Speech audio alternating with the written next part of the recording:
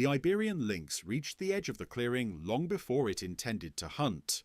It arrived while the light was still low and the air cool enough to hold scent close to the ground. The lynx moved through dense Mediterranean scrub, rock rose, rosemary, low oak, placing its paws carefully to avoid disturbing dry leaves that would betray movement.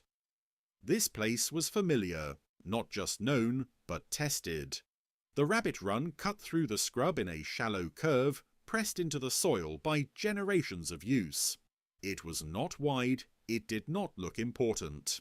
But it connected burrow entrances to feeding ground, and rabbits followed it out of habit even when conditions changed. Habit fed predators. The lynx stopped several body lengths back from the run and lowered itself into cover. Its body folded smoothly, limbs tucked, spine relaxed but ready. Ears rotated independently, mapping sound. Its breathing slowed. The wind moved across the clearing from right to left. Good.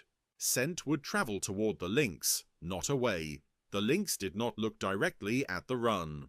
It watched the edges instead, where vegetation met open ground, where movement would begin before it became visible.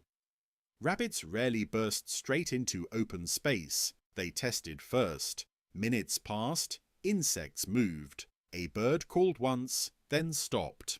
Somewhere deeper in the scrub, another lynx answered faintly, far enough not to matter. The cover around the rabbit run was thinner than it had been last season. Not dramatically, just enough. Some shrubs had dried and broken back. A patch of grass lay flattened, likely from recent human passage or livestock brushing through. The change was subtle, but the lynx registered it immediately. Cover mattered. The lynx adjusted its position slightly, shifting a forepaw forward, redistributing weight to reduce the distance needed for the first step. It compensated for the thinner concealment by reducing movement even further. Stillness became absolute. The first rabbit appeared as movement rather than shape. A tremor in grass, a pause, then a nose pushed into the open, whiskers twitching. The rabbit froze, ears angled forward, testing sound and scent. The lynx waited. This was the critical moment, not the strike, but the decision to strike. If the rabbit bolted early, the run would empty, and the opportunity would vanish for hours. The rabbit stepped onto the run. Another followed behind it, less cautious, relying on the first. The lynx's muscles engaged silently. Then the cover broke early. Not from the lynx, from the ground. A dry branch at the edge of the cover cracked under its own weight, weakened by heat and age. The sound was small, but sharp. It did not belong. The rabbits reacted instantly. They did not freeze, they scattered. The lynx launched anyway. The distance was short. The acceleration was explosive. Dust lifted where paws struck soil. One rabbit veered sharply, using familiarity with the run to escape. The other hesitated for half a second too long. Almost enough, but the early break in cover had changed angles. The lynx's path was visible sooner than it should have been. The rabbit reached dense scrub just as the lynx closed the gap.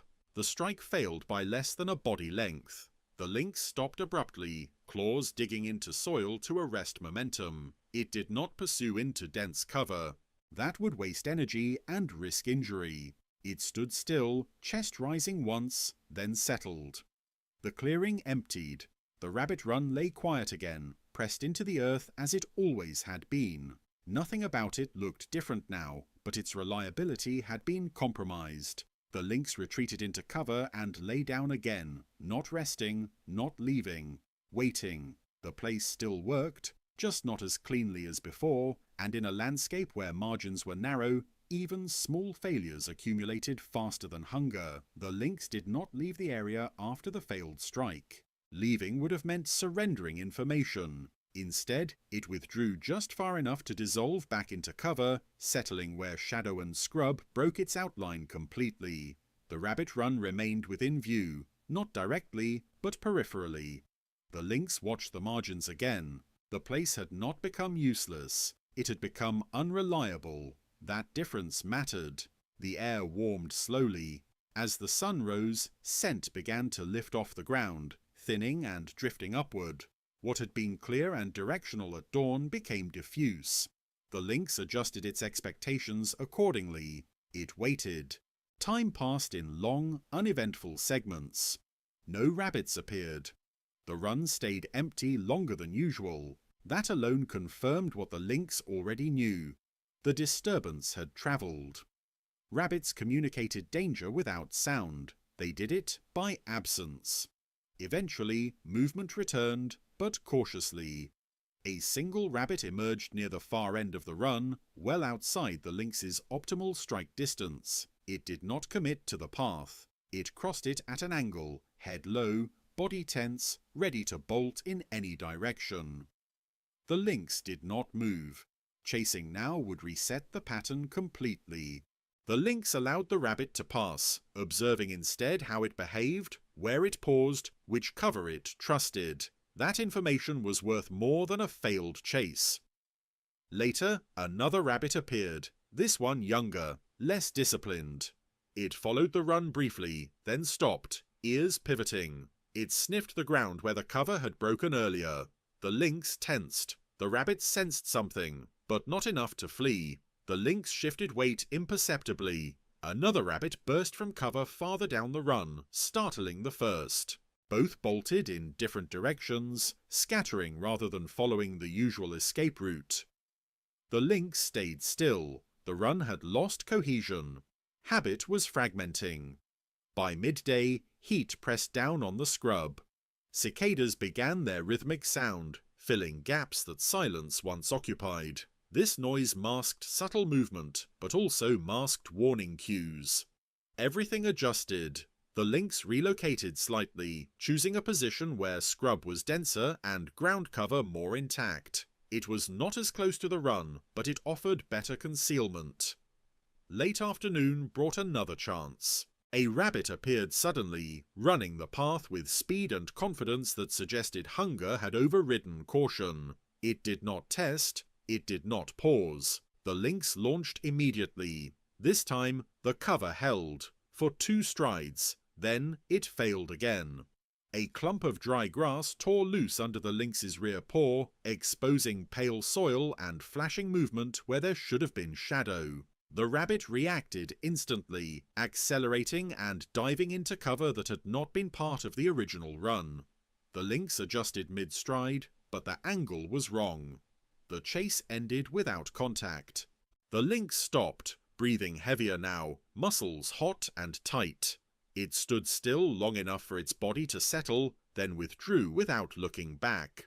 The rabbit run remained visible behind it, unchanged in shape, still pressed into earth, but functionally altered.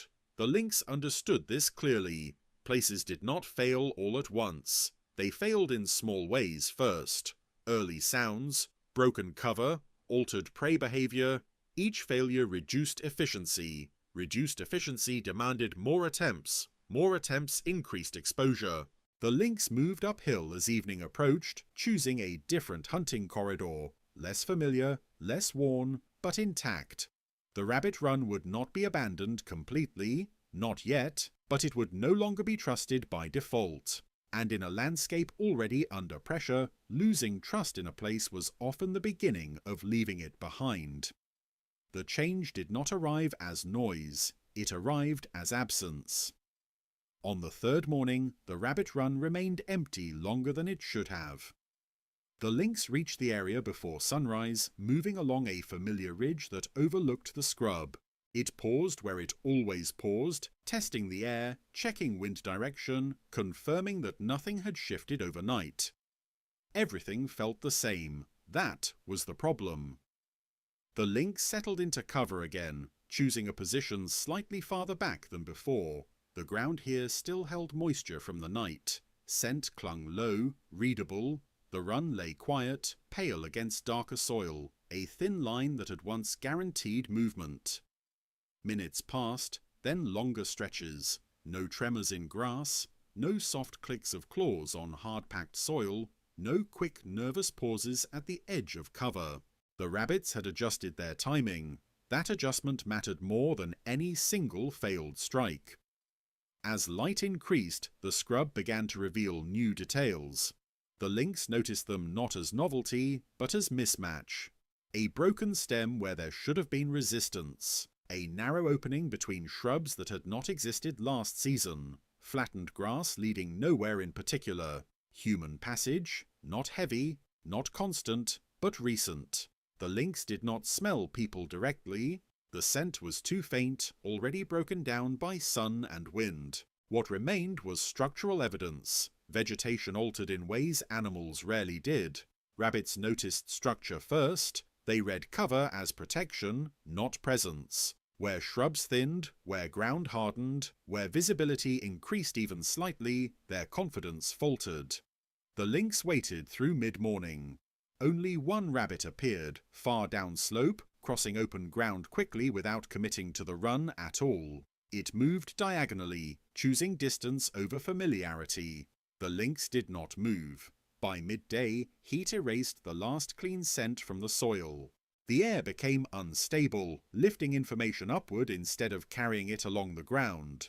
Hunting efficiency dropped sharply. The lynx withdrew. It moved higher into the scrub, following a secondary corridor that paralleled the rabbit run but stayed within denser cover. This route had never been ideal. It required more patience, more careful positioning, and offered fewer clean angles. But it still held. As the lynx moved, it detected something else. Sound, not sharp, not immediate, delayed. Metal against stone, far below, carried upward in fragments. A vehicle moving slowly. Stopping. Starting again. Voices too distant to resolve, but frequent enough to register as activity. The lynx froze briefly, ears rotating. The sound did not belong here. It came from beyond the scrub, from land that had once been peripheral. Now it was closer. Not in distance alone, but in consequence.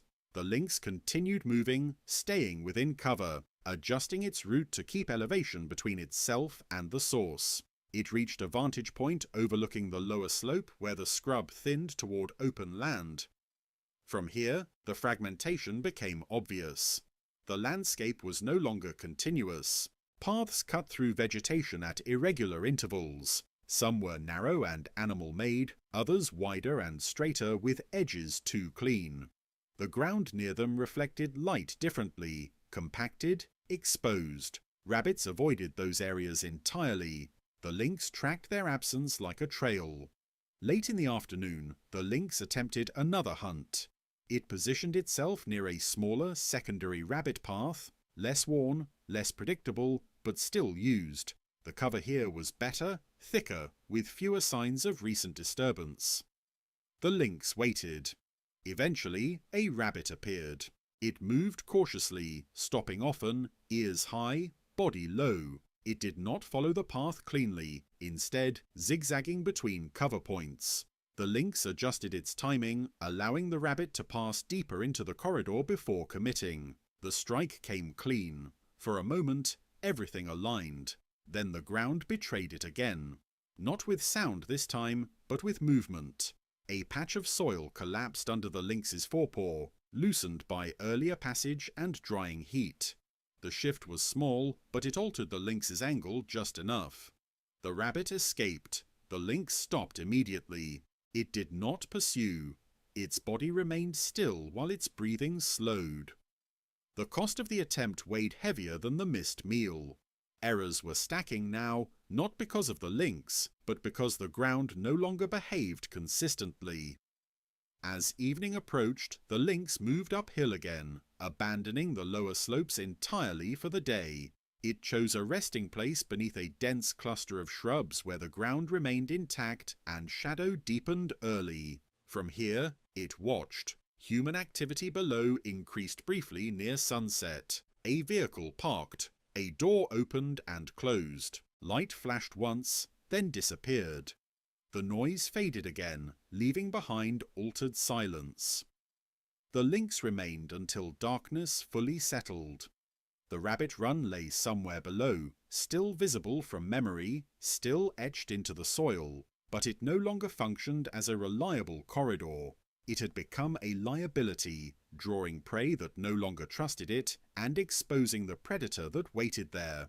Fragmentation did not remove habitat outright. It thinned it. It forced decisions earlier. It shortened patience. It made the margin for error smaller with each passing day. The lynx rose and moved away into the night, choosing routes that demanded more effort but offered consistency. The rabbit run stayed behind, not abandoned, but no longer central. And in a landscape that once allowed waiting, the loss of waiting places changed everything that depended on them.